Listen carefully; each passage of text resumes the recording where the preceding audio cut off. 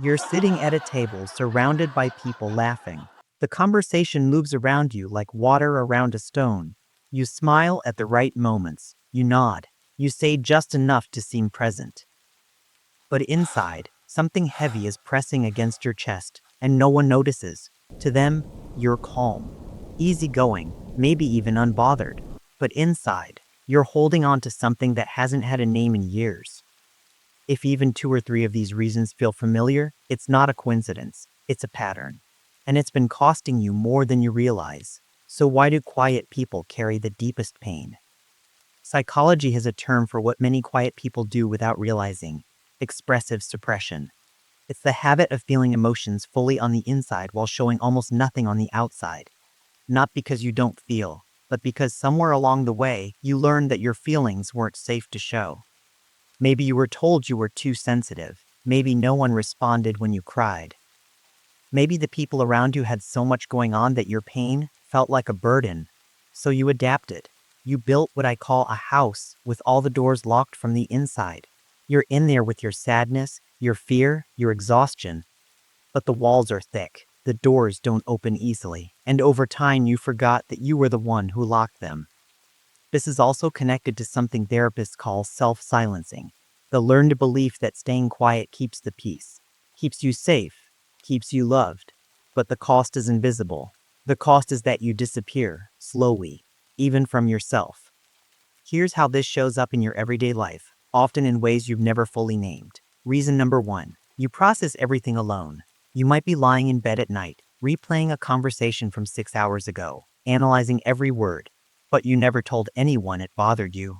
You chew on your pain, in silence, and no one knows there's anything to digest. The house fills with echoes that only you can hear. Reason number two, people assume you're okay.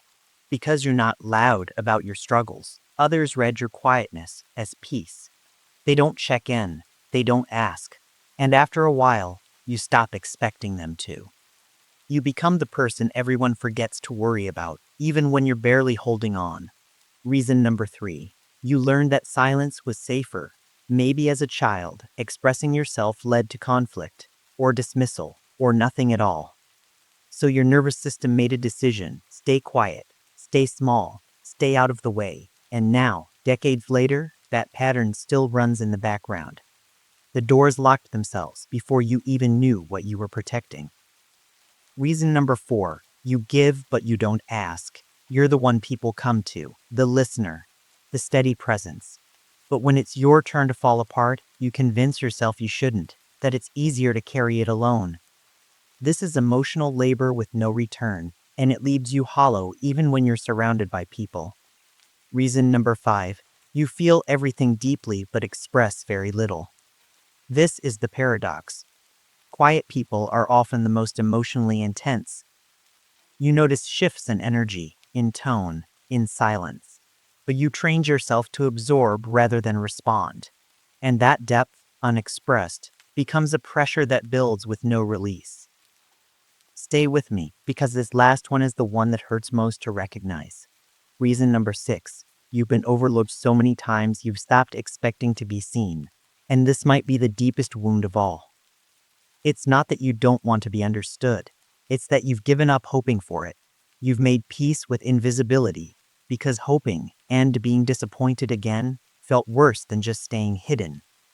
So you stay behind the door, even when part of you is waiting for someone to knock. So if you saw yourself in more than one of these, what do you do now? You don't have to throw the doors open all at once. That wouldn't feel safe, and it shouldn't. Step 1. Let yourself name what you feel. Not out loud.